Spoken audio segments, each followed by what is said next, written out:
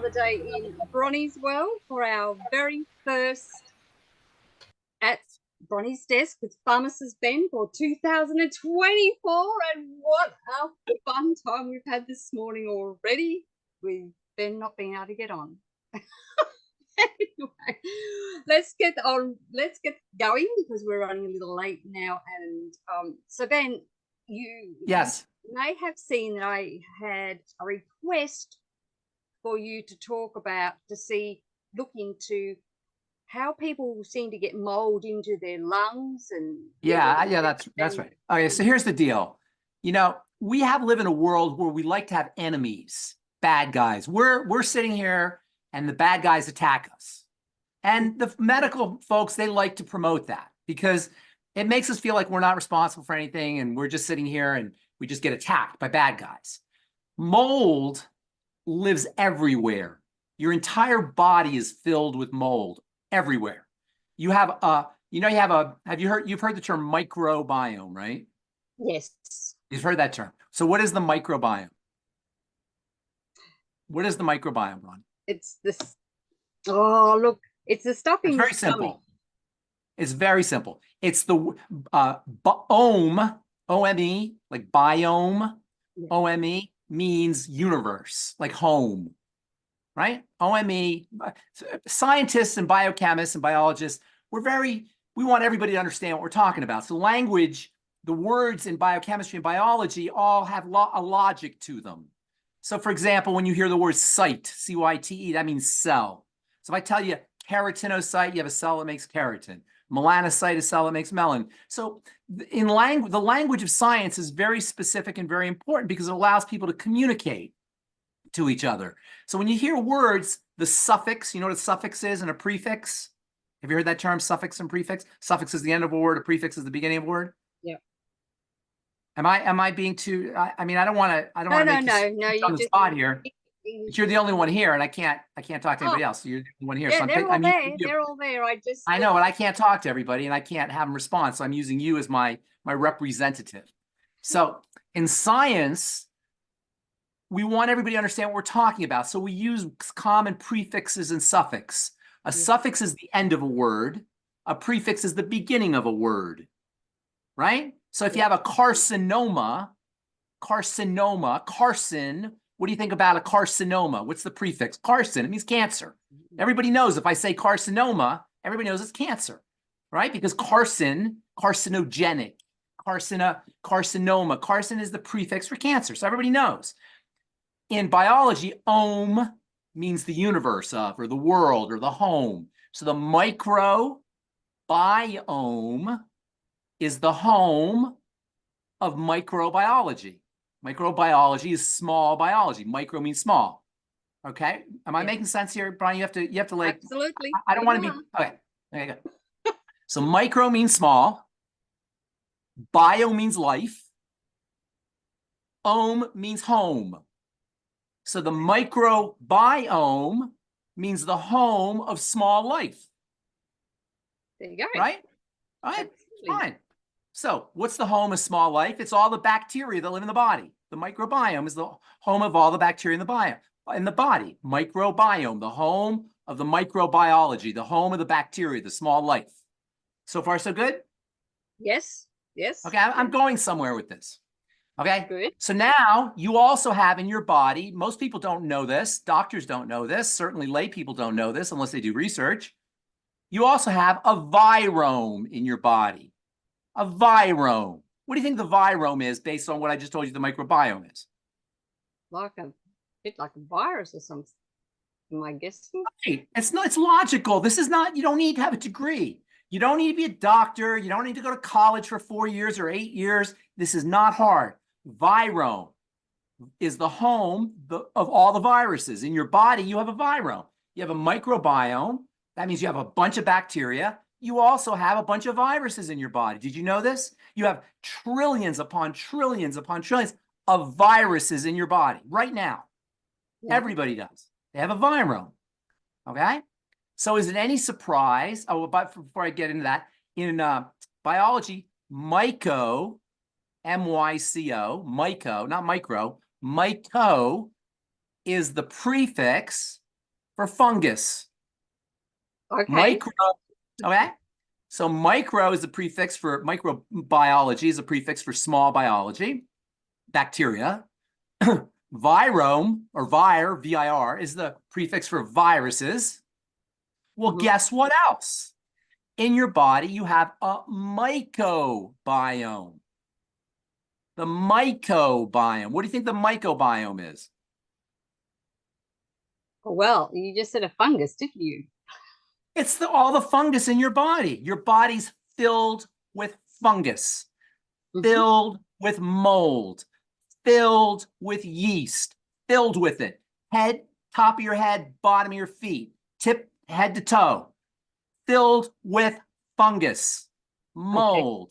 Okay. Everybody, they live in us. So when people say, oh, I have a mold infection, there's this immediate thought is, I'm just sitting here, la, la, la. Oh, there's mold attacking me. Oh my God, get away, mold, get away, get away. That's not how it works. That's not how it works. That's a childish way of looking at the body.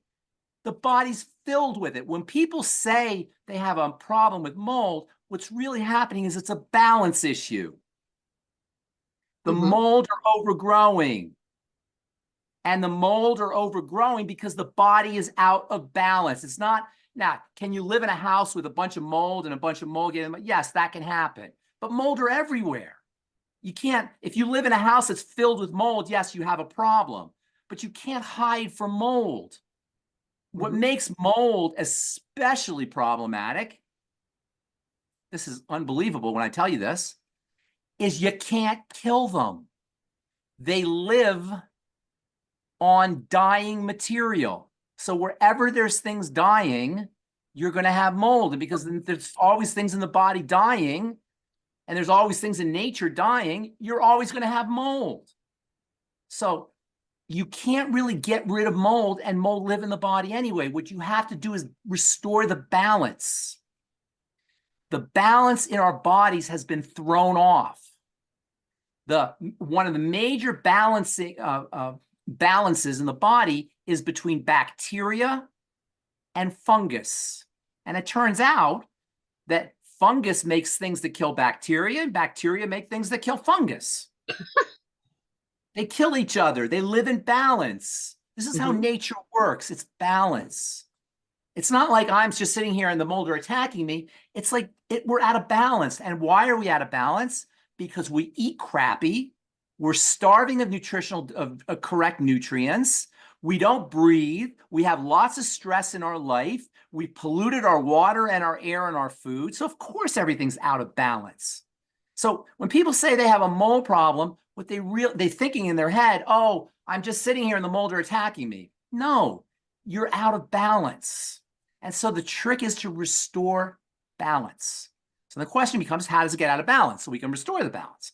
The major disruptions in the bacterial fungal balance are in things that kill bacteria so the fungus overgrow. And there's lots of those things, lots of them. Chlorine in water kills bacteria. Antibiotics in water kill bacteria. Antibiotics in dairy and in fish and in meat kill bacteria. Antibiotics in water and chlorine in water kill bacteria. So preservatives in food kill bacteria. So the correct solution to a mold problem is to restore a healthy microbiome. And of course, because the microbiome largely lives in the intestine, it lives everywhere, really. You got bacteria in your eyes, you got them in your skin, you got them in your lungs, you got them everywhere, really. But the bulk of them, 90+% probably, live in the intestine. So once again, we come down to the intestine. You know, have I ever done a talk without talking about the intestine? No. It always comes down to the intestine, to intestinal health. You support intestinal health. Now, you add into the fact that the immune system, which is supposed to control fungus, lives in the intestine. You focus on intestinal health. You do everything you're supposed to be do for intestinal health. I'll tell you the supplements in a second, but mostly it's food. Now, fungus loves sugar. So one of the most important things you could do is go low sugar. low carb, ketogenic diet. There's a really cool book by a guy named Dr. William Crook, C-R-O-O-K, bad name, but that's really his name. He wrote a book called The Yeast Connection. And by the way, fungus is made up of various forms. You have mushrooms, you have truffles, you have yeast, and you have mold. Probably one or two I'm missing. But yeast and mold and mushrooms are all funguses, and they're part of a kingdom called the fungal kingdom. Like you have the bacterial kingdom, you have the animal kingdom, and you have the fungal kingdom. The fungal kingdom, as I said earlier, lives on death. Their job, they're really amazing. Their job is to eat things that are dying and break them up into their raw materials so they can make life again. They're the bridge between death and life. And they're very, very important.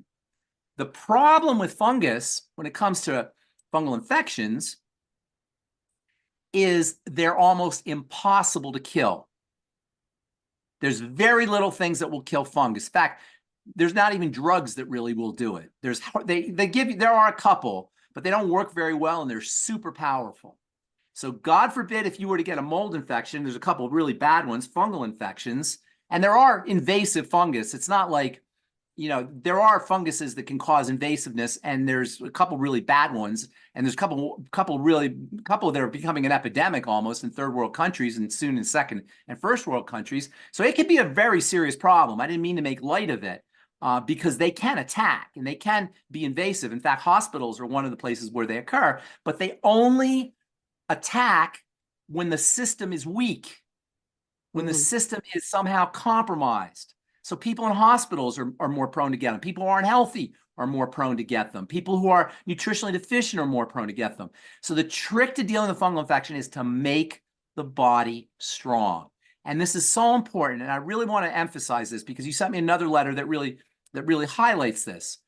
We don't want to be looking at specific health issues. We get these questions. Oh, I have nerve pain, or oh, I have heart disease, or oh, I have this problem, and oh, I have that problem. What do I do for this problem, that problem? I don't want to get into what I call this for that. This for that is, oh, I have that problem, I take this. This whole this for that kind of idea is very simple-minded, and it doesn't make us look very good as not healthcare professionals, but as people involved with health. It sounds like we're like magic. Oh, you have this, you say this magic spell. You have that, you say that magic spell. It's not like that. We want to think about making our bodies strong, making our bodies resilient, making our bodies able to withstand the inevitable ups and downs of entropy, of breakdown that naturally occur. And so mold only occurs in a broken down body. In a deficient body, not mold, but fungal infections only occur in a body that's compromised. So let's make the body not compromised. How do we do that? Well, before I tell you how we do that, remember what's the number one disease that smart people suffer from? Smartitis, but anyway, I was going to say smart people suffer from overthinkitis. Yep. Overthinkitis. That's the number one disease that smart people suffer from. So we don't want to suffer from overthinkitis. How do you make the body strong? Well, first of all, we recognize there's spiritual, mental, emotional, physical. I'm not going to talk about the spiritual, mental, emotional, but part of making the body strong means being spiritually connected, thinking good thoughts, and having healthy emotions. I'll leave it at that. I'm not going to go into that, but they're important. From a physical perspective, how do you make the body strong? Well, to simplify it, good things in, bad things out. Simple. Good things in, bad things out. Now, what are the good things and the bad things? We know. Bad things: smoking, drinking, prescription drugs, sugar, processed food. All right? So those are the bad things. What are the good things? Exercise, low calorie, clean food, healthy, clean, unprocessed food, and not a lot of it, and nutritional supplementation. What nutritional supplements? Focus first on the digestive system. One of the things that's great about longevity is there's so many wonderful digestive system supplements. Now, I'm not sure what all you have there in Australia and New Zealand, but I think you have basically the same ones we have. I-26 for this patient. With the mold, get them on I-26. Yeah. Ultimate ends. This is all in terms of the mold patient. Okay, but everybody needs to do this. Ultimate enzymes with apple cider vinegar. Ultimate enzymes with apple cider vinegar with something to acidify the enzymes. I used to say noni. We don't have noni anymore. The daily digest. The ultimate microbiome. This is all for the mold patient. The ultimate microbiome. Dr. Ariaza's liver cleanse. True to Life liver cleanse. I'm missing one. I'm sure I'm missing one. Did I say Nightly Essence? No. Nightly Essence probiotics. And we have all of those. And there's a bunch of them. Go with digestive support. And always everything is built around the Healthy Start Pack. That's the Mighty 90 essential nutrients. So for this patient, Healthy Start Pack, and then all the digestive support, and then make sure they're eating correctly, especially low sugar, because fungus loves sugar. So does cancer. Okay? And keep in mind that you've got mold everywhere, and you're not going to hide from mold. It's in your body. It's in the air. The air is filled with it. Everywhere you look, there's mold. Mold and fungus in general are built to survive, and they're extremely difficult to kill, even with prescriptions and even with drugs. Oh, wow. That was really great. And I knew that you were the guy to ask about this. Okay. You go all into the ins and outs and everything. All right. And also, in that same message that I sent you, at the moment, Youngevity has started 2024 off with the Y fast, the intermittent fasting. I thought, this is Ben talks about intermittent fasting all the time. Nice. Intermittent, not intimate. Intermittent. Yeah. Not intimate fasting. That's a little different. Intimate fasting. This is intermittent fasting. Intermittent. I know, like. Anyway, so and there actually have been some people who, I know you talk about that all the time, but there have also been some people that really want to know the itty-gritty. What's the history behind it? Where did it start? Why did it start? And what? Say it slowly. I'm not quite understanding what you say. So talk slowly. Say that again. Because I'm speaking Australian. You're speaking Australian. I know that funny accent of yours. You guys are ruining the English language. Oh, no, we're not. I'm kidding. So go ahead. So tell me what I didn't quite understand. Say that again. Okay. So your expertise, because you always talk about intermittent. See, now you got me started fasting, right? And I've had people ask me, if you could go into the history. Why did it start? Where did it come about? I'll tell you. It started in the Bible. Fasting is a biblical strategy for feeling healthier. Jesus fasted for 40 days. Fasting is a way of turning inside, turning inward, because when we eat food, it comes from the outside, but when we stop eating food, we're getting nourished from the inside. So it has spiritual and religious connotations. But they noticed that when people fasted, they had people who had seizures would go away. Fasting became a strategy historically for treating seizures. Before medication, when people had seizures, they didn't know imagine in the Middle Ages or in the 1800s, or before drugs came around, before we understood chemistry and biology, people had seizures. Well, can you imagine what an ancient person would think when somebody, all of a sudden had convulsions or seizures from the middle of nowhere? They wouldn't know what the heck to do. They think the devil was in them. Exactly. They wouldn't know what to do, but they found that when people fasted, their seizures would go away. So they knew that there was something about fasting that would help people when they had seizures. So they started to experiment. They started to work on what was going on when you fasted that was creating biological changes that could reduce convulsion or eliminate convulsions or seizures for people who had convulsive or seizure disorders. And they noticed that there were biochemical changes in the body when you fasted. And some of these biochemical changes could be duplicated. Some of these fasting biochemical changes could be duplicated by changing the way you ate. And they found that if you ate in a certain way by restricting your calories, not necessarily fasting, but just restricting your calories and having most of your calories come from fat, low calorie, and having your calories come from fat, you could duplicate the same chemistry as fasting. And you could get the same benefits for seizures. And this is how they developed the ketogenic diet. The ketogenic diet is a seizure, was used to treat seizure disorders before drugs, or actually at the beginning of when drugs started to become popular. And they found that the ketogenic diet produced the same biochemistry as fasting. And that biochemistry involved the secretion of very healthy molecules. It turns out that when you don't put calories in, the body goes into a mode of processing that gives you super strength and energy. What the heck is that about? Why would you fast and get chemistry that's important, that makes you strong? Think about this. Why? What is the logic? The body is very logical. The body is not stupid. It's smarter than we are, right? So why would the body, with its infinite wisdom, with its divine wisdom, why would it make you stronger when you fasted? Why would it make you healthier when you fast? Obviously not forever. You have to get food, but short periods of fasting, like you say, intermittent fasting or intimate fasting, as you say. Why would the body make itself stronger when there's not a lot of food, when there's not any food present? What's the logic there? That's getting rid of all the bad stuff.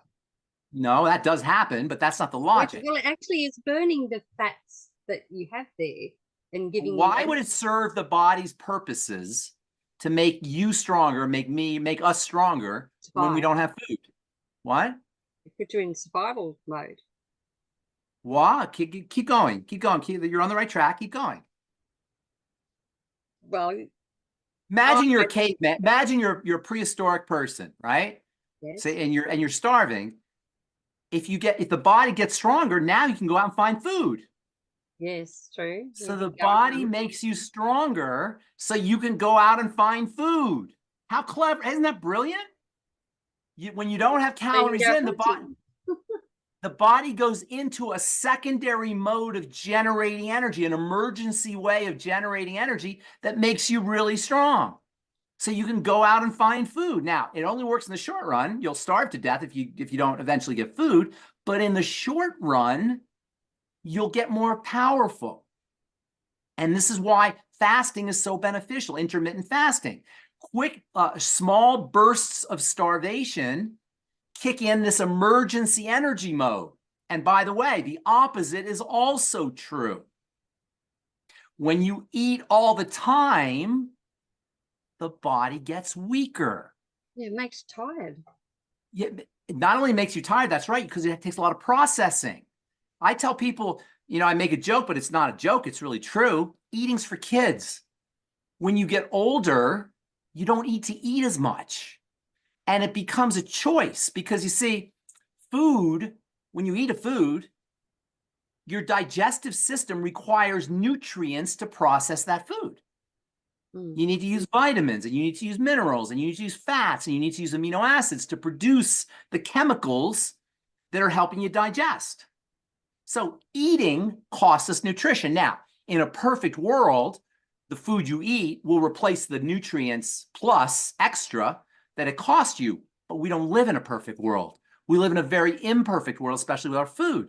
And so our food costs us nutrition.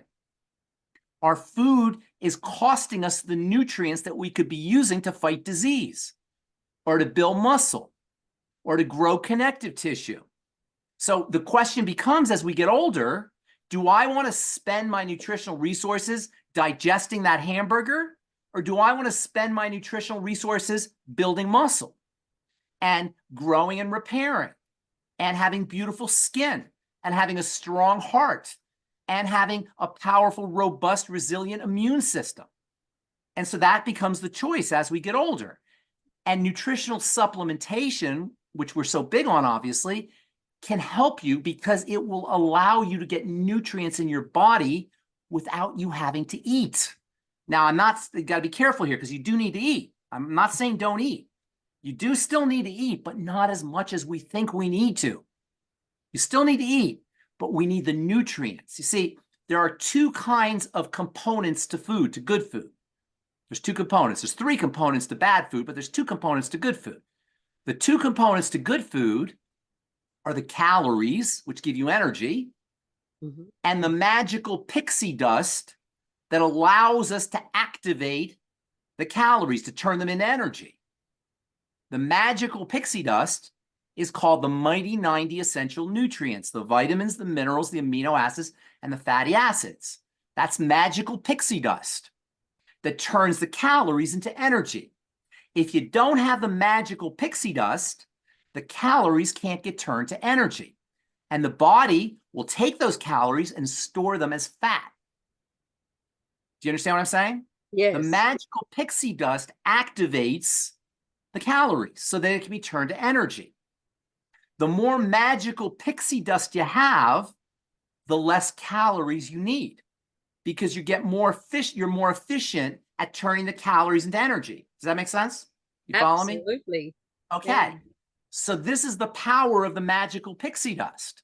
The magical pixie dust allows you to get the more bang for your buck. Now, there are foods that have the perfect proportion of magical pixie dust to calories. We call those kinds of foods that have the perfect proportion, just the right amount of pixie dust to match with the calories. We call those whole foods. Whole foods are whole. By whole, we mean they have the perfect balance of magical pixie dust to calories. Apples, oranges, broccoli. You know, we know what whole foods are. That's what a whole food is. Over the last 150 years or so, we figured out how to separate the two, how to divorce the pixie dust from the calories. And so today, we have foods that have lots of calories, but not a lot of magical pixie dust. Consequently, people are getting calories, but they're not getting the energy from the calories. Instead of the energy from the calories, the body, what does the body do with the calories when it can't turn it into energy? Turns it into fat. This is why we are the starving obese. Have you heard that term? The starving obese. The starving obese comes from the fact that we got lots of fat, but we're still starving of pixie dust. We're missing the pixie dust. And this is why the pixie dust is so important. And people who do the pixie dust, i.e. the mighty 90 essential nutrients, the healthy star pack, notice they don't need as many calories. No, that's right. Right? Calories represent work. What does the word calor mean? In Spanish, Latin, calor. You know, don't you speak Spanish? Nobody speaks Spanish? Calor means heat. Calor means heat. Calor is the Spanish word for heat. Okay, you maybe didn't know. Okay, so calor means heat. A calorie is heat. It's hot. It's a unit of heat, right? Yes. When you eat calories, your body gets hot, right? And so no machine, your computer, a fan, your car, no machine likes to be hot, right? You ever leave your iPhone on your car seat in the summertime, right? It turns off. It turns off, right? Because machines, technological devices don't want to be hot. Heat destroys things, right? Absolutely. The same with the body. Calories represent heat to the body, which is why every study on longevity that's ever been done has shown that low calories mean long life. The fastest way to improve your health and increase your longevity is to lower your calories. That's called calorie restriction. However, you have to have optimum nutrition with the calorie restriction. That's called the Cron diet. Calorie restriction, optimum nutrition. And the best way to do that is with the longevity supplements. That will allow you to eat less and maintain good nutritional status, which is the rule for longevity and health. Low calories, optimum nutrition. And that's why nutritional supplementation is so important. That's why, as a pharmacist, I've been talking about nutritional supplementation for 40 years, is because it allows you to lower the heat and still get the nutrients and get the most bang for your buck, because you have the optimum amount of pixie dust. So calorie restriction, fasting, intermittent fasting, which means simply periodically, once a month or twice a month, or even you can do intermittent fasting between days. Like you can stop eating at 4 o'clock on Monday and start eating again at noon on Tuesday. And that will give you 12 and that'll give you 20 hours of fasting. And it's not all that difficult if you do it that way. That's 20 hours of fasting. That's 20 hours of keeping calories out of the system. That's 20 hours of generating emergency power, ketones specifically, and that's where they get the term the ketogenic diet. Did I explain all that?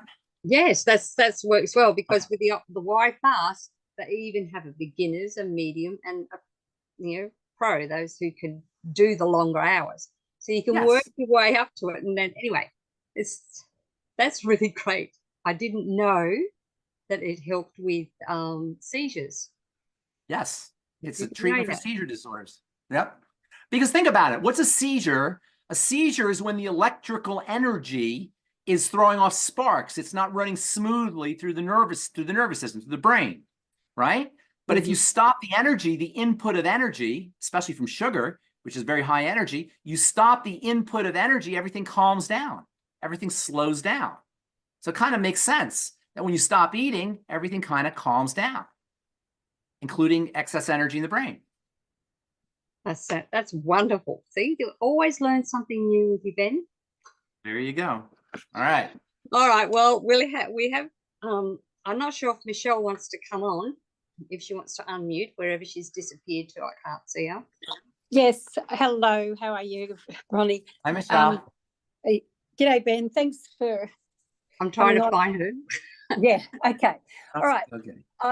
I've got a question from Maureen. I was hoping she'd be on because I wanted her to give more dots to you in your. Oh, you like the dots? Oh, Yeah. I like that, Michelle. Thank you. You get that, Bronwyn? The dots. Yeah. Got to connect the dots. Got to connect the dots. Good. She initially came to me and said that she wants to get rid of cellulite on her legs and tummy. She does 5 days weight training, and 3 of those are focused on heavy leg training. And this has gone on for years, but nothing much has changed with the cellulite. She also has stretch marks on the top of her thighs and inner thighs. Then did she lose weight? Is the stretch marks from losing weight? Probably having babies, I think. Having babies, okay. Yeah.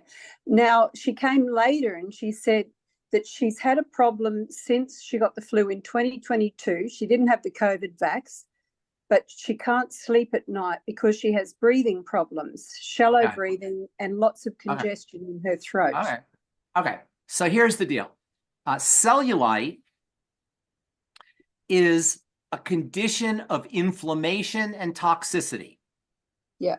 What happens is the fat cells in the legs, because you have a lot of fat cells in the legs, especially women have a lot of fat cells in their legs and their hips and in their belly, are built around a scaffolding like a net. The cells are integrated in a net of collagen, connective tissue. And as we get older, that connective tissue becomes the dumping ground of toxicity. Toxicity from the gut usually gets dumped into the connective tissue. And our lifestyle causes what's called small inflammation. Not the kind of inflammation where you get a black eye or a broken leg. That's the kind of inflammation you can kind of see visually. Microscopic inflammation you can't see. The combination of microscopic inflammation and toxicity in the connective tissue causes the connective tissue to break, and the fat cells and the inflammatory factors punch through, and that causes that kind of orange peel appearance of the cellulite. It's the end result of inflammatory reactions and toxicity in the connective tissue. The clue to all this is that cellulite is largely a female problem, right? Men don't get it. Some men get it, and it's not only a female problem, but it's mostly a female problem, especially women who are starting to exhibit changes in estrogen. Sometimes even kids, when they start puberty, girls, when they reach puberty, will start to get cellulite. Kids don't get cellulite. Little kids don't get it. It happens at puberty and then at accelerated pace as we get older, as our hormones change, as women's hormones change. And interestingly, men who get it tend to be producing more estrogen. So and estrogen is an inflammatory molecule. So cellulite involves inflammation, toxicity, and estrogen, and how estrogen is processed. So you can lift all the weights you want, and that'll help a little bit because muscle will replace the fat. But as long as you have the toxicity, the inflammation, the estrogen issues, you're going to have problems with cellulite. Now, you mentioned that and that would be under normal conditions, but then you mentioned that she has some inflammation going on, immunity going on in her respiratory system. And she has problems sleeping. And all those are telling me that something is getting into her bloodstream. Something is getting into the bloodstream that's leading to an immune response and perhaps even a brain response. And all that would account for the anxiety and the congestion as well as the estrogen, or as well as the cellulite. So, Bronwyn or Michelle, how does toxicity get into the bloodstream? Through the skin. No. Leaky gut? Leaky gut? Yes, leaky gut. Yeah. Leaky gut, exactly. And also when you throw in the fact that estrogen is processed in the gut, all of this is telling me that we're dealing with a gut issue. Now, it's not a surprise because almost everybody's dealing with a gut issue, and almost everybody who's got a chronic health challenge is dealing with a gut issue. So this shouldn't come as a surprise to anybody, and this is why this is really simple and we don't want to overthink. Focus on gut health. Focus on digestive health. And this gets back to the idea, Bronwyn and Michelle, and everybody listening, of, yeah, we want to get rid of the cellulite. We want to improve her cellulite. We want to improve her anxiety, her sleep issues, and also her congestion issues. But what we really want to do is we want to make her strong. We want to make her powerful. We want to make her immune system robust. We want to really build her up and get her stronger. And it always starts with the digestive system. To compound the problem, if you do have some, and we don't talk about this as much as we should, but it's very important to recognize, if you do have SIBO, leaky gut, etc., you're also going to have malabsorption of nutrients. Because remember, the intestine is like a tube, right? Mm-hmm. And if it's wounded and inflamed to the point where it's leaky, there's also going to be issues absorbing B vitamins and minerals and amino acids and fatty acids and all the nutrients. They're absorbed through this broken down intestinal wall. They're supposed to be absorbed through this broken down intestinal wall. So she's going to be dealing, in addition to toxicity, she's also going to be dealing with malnourishment, right? So it becomes very important to focus on the digestive system and digestive health. Now, is this a friend of yours? Do you know this person? She's a customer of mine. Customers. Yep. All right. Yep. Talk to her about digestive health. Ask her about that. She probably has no idea there's a relationship between inflammation and cellulite and digestion, or between congestion and leaky gut, as well as anxiety or insomnia. Okay, they're all related. Do all the digestive support, and everything starts with the Healthy Start Pack. Now, fats are especially important for folks who are dealing with this estrogen problem, good fats, because some of the toxic fats that get deposited in the connective tissue and also that can cause inflammation are distorted, fried, processed fats. So you want to have her staying away from fried fats and French fries and, the foods we all love. And by the way, for people who love, and this is everybody, obviously, pizza and cheese and nachos and French fries, and I know you're all smiling. Just hearing them makes you smile, right? And if you can't eat them, because we love fat. We love fat. Would you like French fries if they weren't fatty? Of course not. It's the fat we love, right? Would you like French fries if it wasn't salty? No, it's the salt we love. And would you love French fries? We don't know it even because it's the salt and the fat cover it up, but the French fries are also sweet. Potatoes, the white of potatoes is very high in sugar.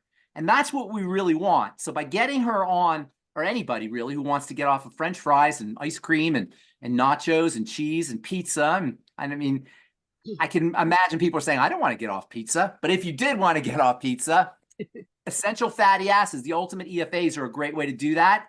And then the plant-derived minerals will help you with the salts, salt cravings, and even Celtic sea salt, which I absolutely love. Celtic sea salt, you put a little bit in water and drink it first thing in the morning. You feel great. And then also protein for sugar, more protein for any time you want to get off of sugar. More protein is a great strategy for getting off of sugar. So do you think that ultimately she could get rid of the cellulite? I don't, it depends on what she's doing, but yes, theoretically, it's theoretically possible to get rid of cellulite. Yes. It's not theoretically possible to get rid of stretch marks, though. Stretch marks are scar tissue. Yeah. And that scar tissue is by definition, is permanent by definition. So that's not going away. But cellulite, theoretically, if she replaces the fat with muscle and she reduces the inflammatory and toxic factors that are getting dumped in the connective tissue, causing the breakdown of the collagen, yes, it's theoretically possible to at least stop it from progressing, but possibly, yes, to reverse it. Would she need to take some collagen as well? Collagen would help, absolutely, but collagen also is going to be absorbed at the level of the intestine. So until you have to work on the intestine. Yeah, okay. Make sure the intestine is strong. All right, thank you.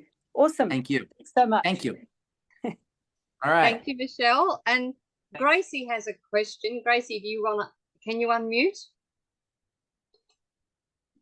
Let's see if I can find her. She's hiding there. Okay. Hey, Bronie, can you ask Ben for me? Sorry, I'm just in I can't put my, I'm just a bit stuck at the moment. Do you mind asking Ben that question? I've just popped in the chat box, please. Okay, Ben, Thank you. Can you see that in back? Let me see the chat box. What's the cause and best way to diverticulitis? My old friend who customer recently started. Well, I'm gonna let Bronwyn answer that one. What is diverticulitis? Well, it usually starts in what is it? So it's a inflammation of itis means inflammation. Yes, that's correct. Of the intestine.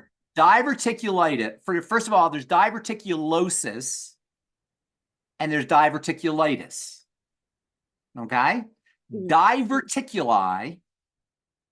Yes. Diverticuli is the fancy way of saying little pouches, little bulges that develop in the intestine, little pockets that develop in the intestine. Intestine is supposed to have a smooth line, smooth wall, but as the intestine becomes weak and over the course of a lifetime of nutritional deficiencies, little pockets develop. Those are called diverticuli. And the condition is called diverticulosis.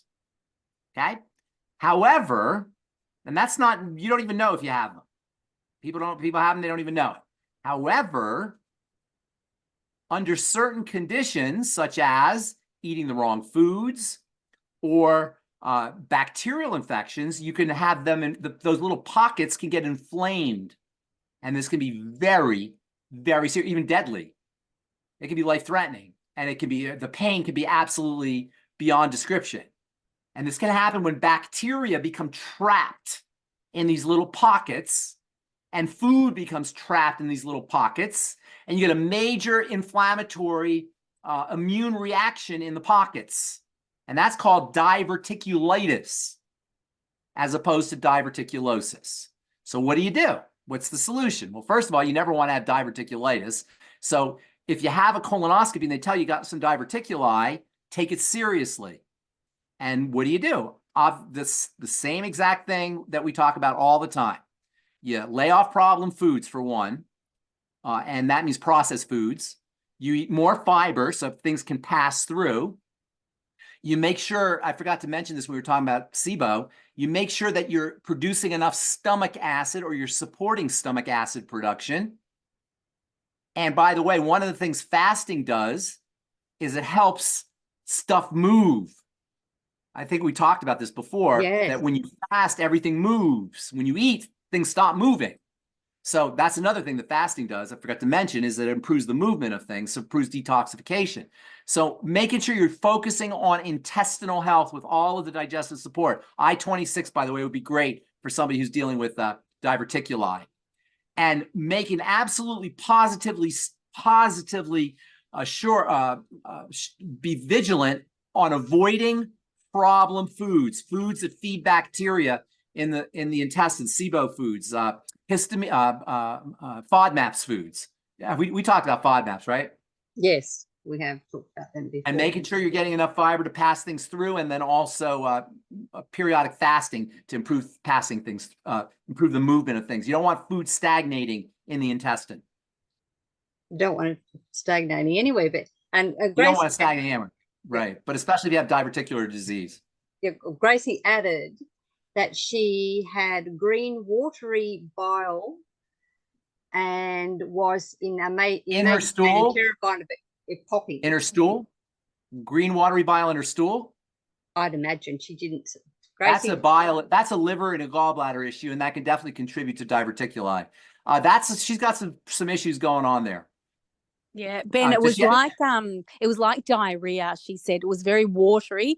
It just came out like water.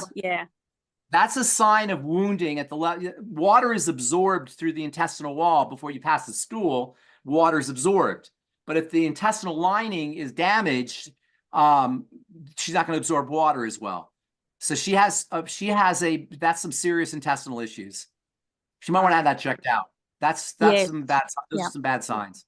Yeah, she's having it checked out at the moment, but I'd like to also help her with what we can. All the food issues, all the food things, food diary, staying away from problem foods, more fiber, acidify the contents of the digestive system, all the digestive support supplements, Ultimate Microbiome, Ultimate Nightly Essence, Ultimate Enzyme, the whole drill.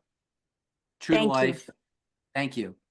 I remember my dad suffering with diverticulitis, and the only thing he was told to do was stay away from tomatoes, which he absolutely loved. It's tragic, man. He's terrible. Well and truly passing. He's been gone 13 years now. The diverticulitis not only can it be the most agonizing, I don't even want to think about it. It could be, the pain can be indescribable, but it could actually kill you. Well, he actually was had a really bad appendix attack that pretty much it burst, but they just told him, oh, it's just your diverticulitis playing up.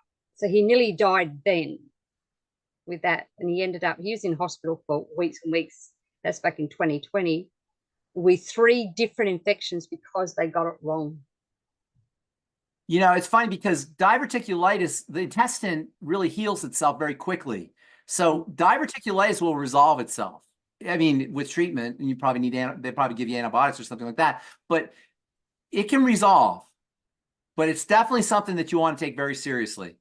And the infection can be a big problem. And you can get a perforation, and then you really, if it perforates, if the intestine perforates, it's awful. It's unspeakable. I had a friend who went through it, and they had to actually leave him open, like his body open, because his infection was so severe. So it could be very serious, and I would take it seriously, especially if the fact that she's got green watery bile in the stool. That's a problem. But that's really quite sad, just to say, oh, just stay away from tomatoes. Yes, I know. That was his medical advice. Well, you know. All right. Well, thank you, Bronie. Is that it? Do we have anything else? Yeah. So, well, I don't think there's no other questions in the chat. I don't know if anyone else out there has any questions, but it's been a great show. So thank you. Nice to see everybody. Nice to see you, Bronie, and Happy New Year. And Happy New Year to you, Ben. I'm praying you had a wonderful Christmas and a Happy New Year. Happy New Year. See you in a couple weeks. New Year. Okay. Bye, everybody. Bye. All right. So as I say here in Bronie's world, I ask you all really nicely to stay safe, stay informed, be empowered, but do not live in fear, my friends. And when you're taking care of your intestines, you too will be powerful, beautiful, brilliant, and most definitely very brave. And we'll catch Ben again in 2 weeks' time. 2 weeks. Bye. Thank you. See ya. Thanks, Ben. Bye, everybody. Bye. Yeah.